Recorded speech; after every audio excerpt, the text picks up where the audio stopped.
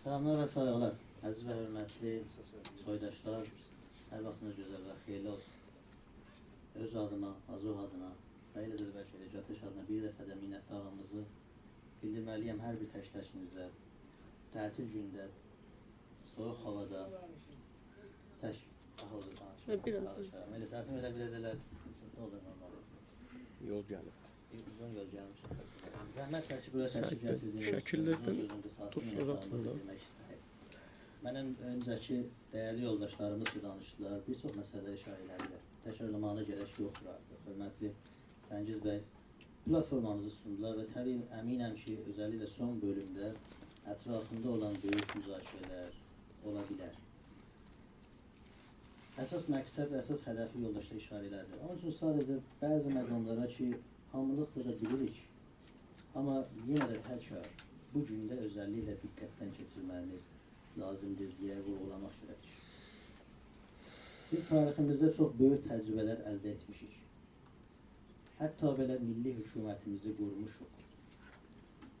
Amma həman milli hökumətimiz də bizə qarşı olan düşmən elə planlaya bilib ki, gəlsin bizim ən əziz günlərimizdən birisini üstündə salsın, onun sübutunu. Deməli, düşmənimiz ki, qarşımızdadır, sadə bir düşmən deyil.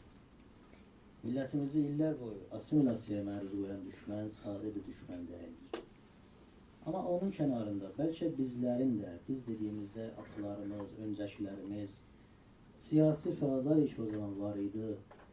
Bəlkə biraz millətçilik düşüncəsindən uzaq olan yoldaşlarımız, dəyərli milli fəallarımız bəzi qüsurları da var idi ki, bu bizim başımıza gəldi.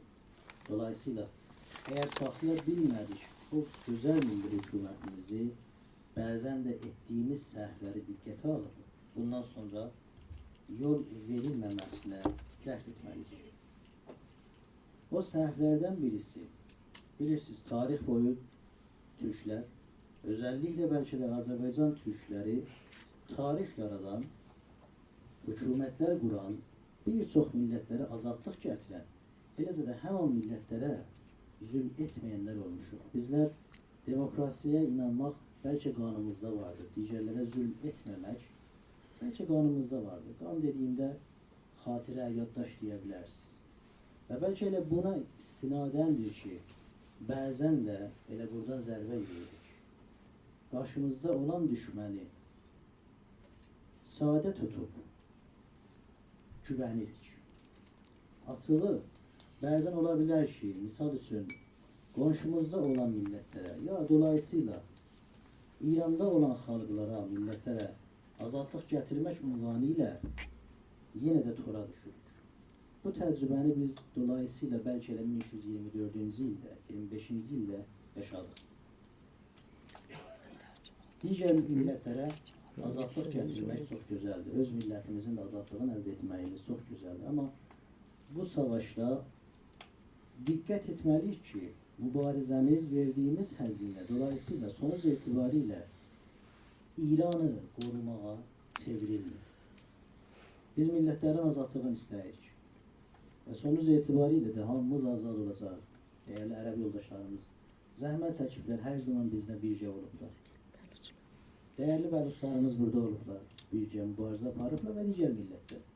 Dolayısıyla Göytəşin də iddiası vardı ki, biz millətlər ki, o zülmün altında yaşayırıq, istimar və istibdadın altında yaşayırıq, birgə fəaliyyət edib, öz müqəddəratımızı təyin etmək haqqını əldə edib, azadlığımıza qovuşa bilərik. Amma atalarımızın, böyüklərimizin o zaman etdiyi iştibahları təkrar etməmək şərti ilə bu dəfə savaşımızda nəhayət sonuc etibarilə vətənimizin işğaldan azad olmasını yaşamalıyıq. Sözü uzatmaq istəmirəm. Mənim öncəki yoldaşlar işarə etdilər bir çox məsələ. Dediyim kimi, məndən sonra da dəyərli izləyicilərimiz danışacaqlar. Sadəcə bunu bir dəfə təkrar vurğulamaq gərəkir. Düşmanımız bizi sadə tutmadı. Onun üçün də biz də düşmanımızı sadə tutmayacağıq. Və bu dəfə əminliklə demək ola bilər, içəridə olan o dalğalanan ruh, həyəcan və millətçilik düşüncəsini istinadən deyə bilərik ki, bu dəfə elə bəlkə də elə düşmanımıza cavab olaraq Azərlərin birisinin 21-də biz təkrar milli hükümətimizi, milli dövlətimizi elan etməsinə qol çəkəcək. Təşəkkür edirəm buraya gəldiyiniz üçün və ayaqlarınıza varmaz. Çox sağ olun. Çok sağ olun, teşekkür ederim. Sağ olun. Buyurunuz, evet Sayın Eldar Bey Gerada. Buyurun. Saygıya değer hanımlar ve beyler. Ses gelir mi? Biraz yakın Biraz tutun. yakınlaştırın. Aha, tamam oldu. Oldu. Herkes selamlıyor. Herkes hoş geldilər. Çok sağ olasınız ki bu günləri Qateşin, Güney Azərbaycan Təşkilatlarının Əməkdaşlıq Şurasının platformu sunumuna təşrif gətirdiniz və eyni zamanda bu günləri bizim demək ki milli dövlətçiliyimizin, milli hökumətimizin 80-ci il dönümü ilə bağlı da burada olduğunuza görə bir daha minnətdarlığımızı bildiririk. Yaşayasınız, sağ olasınız. Ancaq burada əlbəttə ki biz daha doğrusu birlikdə bundan sonra gələcəyimizi, Azərbaycanımızın güneyinin gələcəyini, onun istiqlaliyyətini, bağımsızlığını, tam olaraq özgürlüyünü necə əldə edəcəksə, bunu əlbəttə ki biz düşünürük, daşınırıq. Çünki biz Qateş olaraq bunların hamısını düşünməliyik. Qateş olaraq biz fərqli düşüncəli, ancaq bir-birinə tam uyum sağlayan demək ki, fikirdaş təşkilatlarımız, qardaş təşkilatlarıq bizlər. Ona görə də hamımız burada demək bir məsələni düşünürük. O da azadlıq, ədalət, milli hökumətimiz. Və bunu da təbii ki, hər təşkilat özünün baxışı ilə təfsir edir. Ancaq bu təfsir heç bir başqa təşkilatın ziyanına və ya millətimizin, özəlliklə Azərbaycan milli hərəkatımızın ziyanına deyil, olmamalıdır və bunu da hər birimiz çox gözəl də bilirik və təfsir edirik. Əziz soydaşlarımız, dəyərli qonaqlarımız, burada olan çox dəyərli bizim demək, həm soydaşlarımız vardılar. Bilirsiniz, biz heç bir zaman Azərbaycanın güneyi olaraq demək ki, İranda yaşayan qeyri-fars millətləri özümüzdən uzaq tutmadıq, özümüzə çox yaxın hiss edirik. Çünki dərdimiz ortaqdır, müştərəkdir. Və o müştərək dərdi də birlikdə demək ki, aşılamalıyıq və onu başımızdan etməliyik.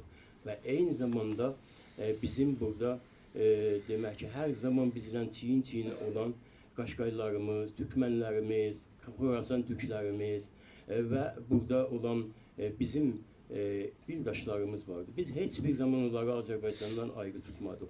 Heç bir zaman özümüzə haqq vermədik, özümüzə daha doğrusu necə deyim, ən kiçik belə niyyət vermədik, deyək ki, Azərbaycan onlardan ayrıdır. Əsla elə bir şey yoxdur. Azərbaycanın dərdi necə ki, qeyri-fars millətlərin hamısının dərdi və eyni zamanda öz soydaşlarının da dərdidir. O baxımdan burada olan əzizlərimiz, soydaşlarımız və çox milliyyətli nümayəndələrimizin hamısının demək ki, qarşılarında bir əmanəti olaraq təsdiq etmək istəyirik. Qateş olaraq azadlıq, ədalət, milli hökumət, bütün xalqlarımızın, millətlərimizin hamısının ortaq istəyi və ortaq diləyidir. Əziz soydaşlarımız, bölgəmiz, məntəqəmiz çox ağır vəziyyətdə, hər gün getdikcə demək olar ki, ağırlaşır və bu ağırlaşmada da bizim Güney Azərbaycanın rolu, Güney Azərbaycanın bu yeni projələrin əsasında demək ki, harada dayanacağı bizlərdən asılıdır. Bizlərin nə qədər güclü, nə qədər qüdrətli olduğu bu məsələni daha doğrusu bir sübut kimin ortaya qoyacaqdır. Və bunu da nəzərə almaq lazımdır ki, təbii ki, bu məsələ bizim geçmişdən indiyənəcən də dövlətçilik təcrübələrimizə dayanır. 1000 illik dövlətçilik təcrübəmiz vardı bu bölgədə, yəni İran adlanan ölkədə. 1000 illik bizim türk sülalələrimiz orada bizə böyük bir əmanət, böyük bir siyasi əmanət, böyük bir siyasi müdriklik veribdir. Və bu günlərdə bizim Güney Azərbaycanımızın yanında Quzey Azərbaycan Cumhuriyyətimizin parlaq şəkildə demək olar ki, dünyada parlaması, bu bizim üçün də böyük bir hadisə, bizim üçün də böyük bir qazanımdır ki, biz bunu əlbəttə ki, Türkiye ile birlikte bölgemizde, məntəqəmizdə nə qədər güclü, qudrətli bir gələcək sahibi olmasını necə deyim, açıqcasını ortaya qoya bilirik. Bütün fikirlərimizdə, düşüncələrimizdə bu var və heç bir zaman da bundan biz vazgeçmiyoruz. Bu günləri diqqət elərsiniz, demək ki, bizim bölgəmizdə, məntəqəmizdə böyük bir təhəvvül vardı. Türk dövlətlərinin təşkilatı. Bu Türk dövlətlərinin təşkilatı elə belə bir şey deyil. Biz zaman var idi, vaxt var idi. Turandan danışanda idealist olurduq. Turandan danışanda demək ki, bizə bir növ, necə deyim, rüyalarda yaşayanlar. Amma bu günləri dövlətlərimiz bunu artıq ərsəyə gətirirlər və bu var, olur. Demək olar ki, bizim gələcəyimiz, bizim bugünkü ortaya qoyduğumuz ülkələrimizin, bugünkü ortaya qoyduğumuzun necə deyim, ideallarının gerçəkliyidir. Əgər biz bunu bu günləri deyiriksə, gələcəkdə bizim evlatlarımız bunu yaşayacaqlar. Gələcəkdə bizim evlatlarımız Azərbaycanın güneyində öz cümhuriyyətlərini yaşayacaqlar və buna hər kəs əmin olmalıdır. Və Güney Azərbaycanın cümhuriyyətinin yaşaması nə deməkdir? O deməkdir ki, İran adlanan ölkədə tamamilə demək olar ki, etnik zülmlər aradan gedəcək. Bölgəmizdə, məntəqəmizdə böyük bir hadisə üz verəcək. O hadisə 21-ci əsrin ən böyük hadisəsi, yəni Türk hadisəsi və Türk hegemonluğu olacaqdır. Mən sizin hamınıza bir daha təşəkkür edirəm. Güney Azərbaycan Qurtuluş Partiyası tərəfindən, Gataşin tərəfindən və burada olan əzizlərimiz zəhmət çəkiblər, bizi bura yığıblar. Bunların hamısına da sizin huzurunuzda təşəkkürlər edirəm. Səməd bəyimizə, Səid bəyimizə, Söylə xanımıza və burada olan bütün əzizlərimizə, Ayda xanıma. Bunlar hamısı çox böyük zəhmətlər çəkiblər ki, biz bu günləri buradayıq və onların zəhməti və sizin buraya təşrif gətirdiyiniz bizim üçün böyük bir gələcək ümididir. Bu gələcək ümidini inşallah hamılıqcan birlikdə yaşayacağıq və onu yaşadacağıq. Sağ olunuz, var olasınız. Çox sağ olasınız. Çox sağ olasınız. İndi isə sözü veririk Azərbaycan Milli Dirəniş Təşkilatının sözçüsü Sayın Məcid bəy Arazan. Buyursunuz. Çok teşekkürler değerli Soyla Hanım. Bütün konferans iştirakçılarına səmimiyyətlə salamlayıram. Vaxt ayırıb bu konferansa, tədbirə qatıldığınız üçün çox sağ olun, var olun. Təbii ki, çox önəmli bir tarixi gündəyik, tarixi münasibətdəyik. Azərbaycan Milli Hökumətinin 80 illiyinin il dönümüdür. Çox anlamlı və əlamətdar bir gündür. Güney Azərbaycan və bütün Azərbaycan üçün. Eyni zamanda Əməkdaşlıq Şurasının, Güney Azərbaycan Təşkilatları Əməkdaşlıq Şurasının da platformasının sunumu günüdür. Məndən öncəki çıxışçılarımız hamısı Azərbaycan türkçəsində danışdılar. Aramızda ərəb, bəluç və qeyri-fars millətlərdən olan Türkçə bilməyən qonaqlarımız var. Müsaadənizlə istəyirəm bir neçə kəlmədə farsça danışım ki, onlar da tamamən necə deyirlər, xaric qalmasınlar konferansdan.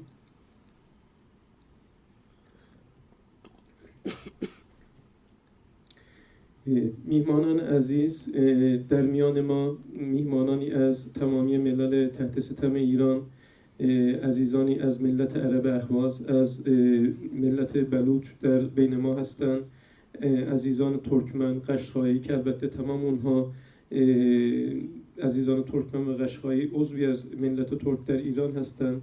ما اونها رو هیچ موقع از خودمون جدا ندونستیم. تمامی دوستان به زبان فارسی ترکی صحبت کردن. میخوام من چند کلمه به زبان فارسی صحبت بکنم تا بتونیم نظراتمون رو تا قسمتی هم با دیگر دوستان در میون بذاریم. عزیزان، امروز 80مین سالگرد تأسیس حکومت ملی آذربایجان هست که به نظر من یک روز بسیار مهمی در تاریخ آذربایجان، ملت ترک و البته تاریخ تمامی ایران و ملل تحت ستم در ایران هست، چون یک روزی سمبولیک هست که در حافظه تمامی ملت ترک آذربایجان و تمامی ملت‌های تحت ستم در ایران دارای یک اهمیت سمبولیک و دارای یک خاطره مشترک است که ما میتونیم آزاد باشیم و بر سرنوشت خودمون حاکم باشیم. از این نظر این روز رو به تمامی ملت ترک و همچنین ملل تحت ستم در ایران تبریک میگم. دوستان عزیز، امروز رونمایی پلتفرم به حساب مشترک و یا نقشه راه سازمان همکاری شورای همکاری سازمان‌های آذربایجان جنوبی هست. در این شورا افکار مختلفی از سازمان‌های آذربایجانی در کنار هم هستند. دوستانی هستند که معتقد به استقلال هستند، دوستانی هستند که معتقد به حق تعیین سرنوشت هستند، دوستانی هستند، سازمان‌هایی هستند که معتقد به فدرالیسم هستند، ولی شعار تمامی این سازمان‌ها آزادlık، عدالت، ملی حکومت، یعنی آزادی، عدالت، حکومت ملی برای تمامی ملل تحت ستم در ایران هست. به نظر من بسیار مهم هست که ما بتونیم در کنار یکدیگر باشیم. سازمان‌هایی که دارای افکار مختلف هستند، ملل تحت ستمی که دارای تمایلات و یا بلکه منافع مختلف هستند بتونن کنار یکدیگر قرار بگیرن. ما به کرات تجربه کردیم که هر موقع کنار هم هستیم، با هم هستیم، میتونیم یک تأثیر خیلی بزرگی به وجود بیاریم در داخل کشور. هر موقع که تمامی سازمان‌های آذربایجان و جریان‌های آذربایجانی، جریان‌های ترک با هم حرکت کردن، رخدادهای بزرگی رو تونستیم رقم بزنیم. در خارج کشور هم هر موقع که سازمان‌های آذربایجانی و سازمان‌های ملل تحت ستم با هم حرکت کردن، تونستیم که رخدادهای بزرگی رو رقم بزنیم که یکی از بهترین اونها که من میخوام به عنوان مثال عرض بکنم راهپیمایی بروکسل بود که واقعی به نظر من تاریخی بود در تاریخ آذربایجان جنوبی و ملل تحت ستم. به همین خاطر میخوام کلامم رو منعقد بکنم. این رو به نظر من باید بدونیم که دشمن مشترک همه ما فاشیسم و شوونیسم و در رأس آن نظام جمهوری اسلامی هست که همه ما رو تحت ستم و استعمار قرار داده. ما باید بتونیم بخش اعظم راه رو با همدیگه به اتفاق دوشا دوش، کسانی که معتقد به حق تعیین سرنوشت هستند، معتقد به فدرالیسم هستند، معتقد به استقلال هستند، هر موقع که با هم هستیم، دوشا دوش هستیم، مطمئن باشیم که نیروی بسیار بزرگی رو میتونیم به وجود بیاوریم و دشمن ما در اون موقع هست که از ما خواهد ترسید، خواهد هراسید. و همین کنفرانس امروز که یک ثمره همکاری مشترک بین احزاب با دیدگاه‌های مختلف است، تاکید میکنم احزابی با دیدگاه‌های مختلف ولی تحت یک شعار واحد، آزادlık، عدالت، ملی حکومت، و نمایندگانی از دیگر ملل تحت ستم و نمایندگانی از احزابی که خارج از این شورا هستند، احزاب ترک آذربایجانی، از ملت ترکمن، از ملت قشقایی. همه ما با تشریک مساعی این روز زیبا رو و این منظره زیبا رو به وجود آوردیم و من مطمئنم که در جبهه شوونیسم و فاشیسم و استعمار نگرانی و واهمه بزرگی رو به وجود آوردیم امروز. از همه شما تک تک شما تشکر میکنم. خیلی ممنون. İndi isə Azərbaycan Demokrat Firqəsinin Sayın Ayda xanım Əmir Haşimi. Buyurun. Hörmətli Suheyla xanım, təşəkkür edirəm. Güney Azərbaycan təşkilatlarının Əməkdaşlıq Şurasını təmsil edən təşkilatların hörmətli təmsilçiləri, Azərbaycan Mərkəz Partiyası, Azərbaycan Milli Dirəniş Təşkilatı, Azərbaycan Öyrənci Hərəkatı, Güney Azərbaycan Demokrat Partiyası, Güney Azərbaycan İstiqlal Partiyası, Güney Azərbaycan Milli Dövlət Alyansı, Güney Azərbaycan Qurtuluş Partiyası.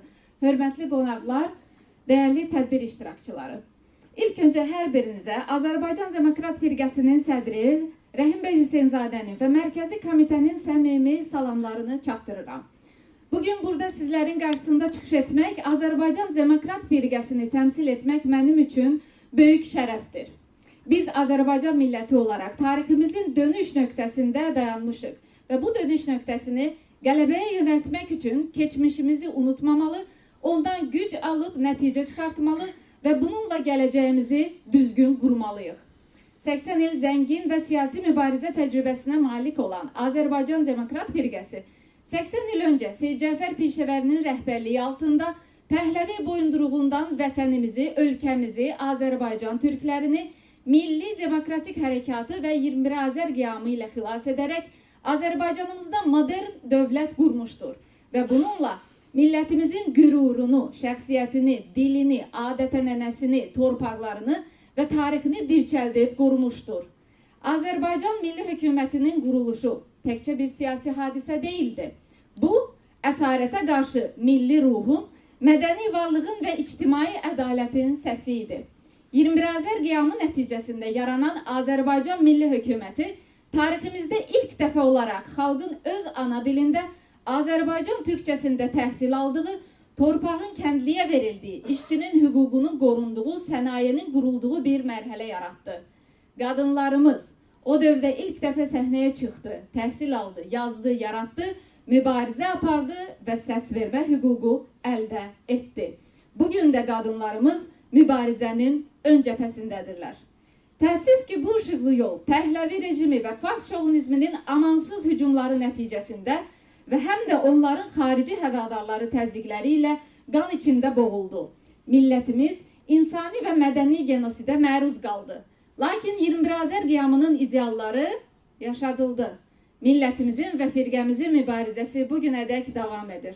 Azərbaycan xalqı o gün nəyə qalxmışdısa, bugün də eyni amal uğrunda ayaqdadır və mücadilədədir. Və sadəcə İran İslam Respublikasının deyil, bütün mərkəzçi, farslaşdırıcı və istismarçı sistemlərin əleyhinədir. Vətənimizdə iqtisadi, ictimai vəziyyət dərin tənəzzül içindədir. Və bunun bariz nümunəsi Urmiya gölünün qurumasıdır. Bu fəlakət nəticəsində Şərqi və Qərbi Azərbaycanda yerləşən 40 min hektardan artıq əkin və bağ sahəsi şoranlaşıb, kənd təsərrüfatı çöküb, 300-dən çox kənddə içməli su problemi yaşanır. Bölgədə minlərlə ailə dolanışığını itirib. Təbriz, Ərdəbil və Zəngan kimi sənaye şəhərlərində zavodların bağlanması, sərmayənin mərkəzə yönləndirilməsi, işsizliyin rəsmi olmayan məlumatlara görə 30% keçməsi ilə nəticələnib. Təbriz metrosu 20 ildən artıqdır ki, rejim tərəfindən tamamlanmır. Halbuki Tehran və İsfahanın metro layihələri eyni dövrdə tam maliyyələşdirilib. Bu təkcə iqtisadi deyil, siyasi ayrı-seçkiliyin sistemli göstəricisidir. Bu ayrı-seçkiliyin digər acı nümunələrindən biri də meşələrimizin bilərəkdən müdafiəsiz buraxılması və ardıcıl şəkildə yanmasına göz yumulmasıdır. Ərdəbil, Astara, Qaradağ və Mərənd zonalarında baş verən meşə yanğınlarına rejim nə yanğın söndürmə helikopteri göndərir, nə də real tədbir görür. Çünki boşaldılan torpaqlar sonradan rejimə bağlı olan iqtisadi şəbəkələrin ixtiyarına keçir. Eyni şəkildə Qaradağ, Əhəngdərə və digər bölgələrdəki mis mədənləri tonlarla çıxarılıb, Tehran və İsfahan sənaye müəssisələrinə daşınır, amma hasilatın heç bir iqtisadi faydası yerli əhaliyə qalmır. Azərbaycanın büdcəyə verdiyi trilyonlarla tümən vergi isə geri qayıtmır. Bölgəyə ayrılan dövlət büdcəsi adətən İranın ən aşağı paylarından biri olur. İnfrastrukturdan tutmuş sosial xidmətlərə qədər hər sahədə vətənimiz sistemli şəkildə maliyyə acılığına məhkum edilir. Eyni zamanda bölgədə milli kimliyini açıq ifadə edən yüzlərlə fəal, müəllim, şair, tələbə və qadın haqları müdafiəçisi həbsxanalarda saxlanılır. Təkcə son bir ildə onlarla Azərbaycanlı milli fəal uydurma iddialarla uzun müddətli həbs və sürgün cəzalarına məhkum edilib. Bütün bunlar İran rejiminin vətənimizə qarşı iqtisadi təzyiqlə yanaşı, mədəni, ekoloji və siyasi boğulma siyasətini də eyni vaxtda tətbiq etdiyini açıq göstərir. Millətimiz bu haqsızlıqlara qarşı mübarizəni yeni mərhələyə daşımaq cəhdindədir. Yalnız azadlıq istəmir. Bu azadlıqların hamısını təmin edə biləcək yeganə siyasi və hüquqi çərçivə olan milli hökumət istəyir. Türk dilində mədrəsə, azad söz, azad və müstəqil iqtisadiyyat, modern mədəniyyət və nəhayət işıqlı gələcək üçün milli hökumətin bərpasını istəyir. Bugün bir daha xatırladırıq. Azadlıq, ədalət, milli hökumət yalnız bir şüar deyil, bizim yol xəritəmizdir. Bu, pişəvərinin dilindən gələn, xalqın qəlbində doğulan bir çağırışdır. Bugün 21-ci əsrin mürəkkəb reallıqları içində Azərbaycan milləti və digər sitem altında yaşayan xalqlar yenidən eyni prinsipal mövqe ilə çıxış edirlər. Xalqımız öz taleyinə sahib çıxmaq istəyir. Ana dilimiz azad olmalı, mədəniyyətimiz muzey eksponatı olmamalı, torpağımız işğal olub, bölüşdürülüb, istismar mənbəyi sayılmamalıdır. Bu keçid dövründə isə prioritetlərimiz aydındır. Ana dilində təhsil hüququnun təmin edilməsi, bölgələr arasında iqtisadi bərabərliyin yaradılması, milli mədəniyyətimizin dirçəldilməsi, demokratik idarəçilik və yerli özünü idarə prinsipinin bərqərar edilməsidir. Və bu yolda biz tək deyilik. İran adlanan yerində zülm altında yaşayan Bəluçlar, Ərəblər, Türkmənlər, Lorlar, Kürdlər, Giləklər və digər milli məzhəbi etnik qruplar da bu mübarizədə bizimlədirlər. Bu yol çətin olsa da, lakin millətimizin iradəsi sarsılmazdır.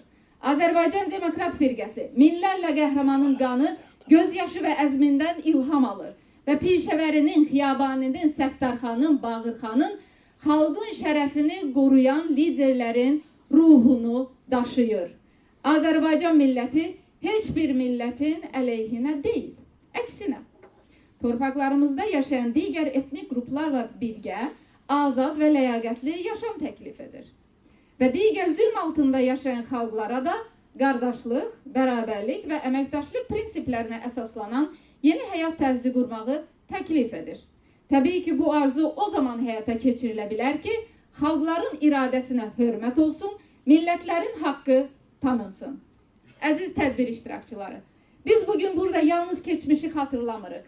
Biz bugün də hərəkətdəyik, təşkilatlanırıq, birlikdə yol xəritəsi qururuq.